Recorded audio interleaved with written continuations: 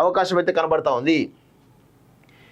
IT ఉద్యోగులకు 14 గంటల shock బిల్లుకు కర్ణాటక కాంగ్రెస్ ఓకే, కంపెనీల ప్రతిపాదనకు అంగీకారం, నేడు కేబినెట్ ఆమోదం, తర్వాత అసెంబ్లీలో ఉద్యోగుల సంఘం ఫైర్, కార్మిక మంత్రితో భేటీ, మరోసారి చర్చిస్తామని మంత్రి వెల్లడి, ఐటీలో వారానికి 70 గంటలు పనిచేయాలని గతంలో ఇన్ఫోసిస్ నారాయణమూర్తి సూచన అంటూ కొన్ని చూస్తా ఉన్నాం. సో ఇక్కడ విషయం ఏంటంటే మిత్రులారా, 14 గంటలు అంటే ఏంటి, 24 గంటల్లో 10 గంటలు అంటే దాదాపు జనరల్గా మార్నింగ్ 10 to 6 వేసుకున్నా కానీ 8 hours 9 hours డ్యూటీ ఉంటుంది.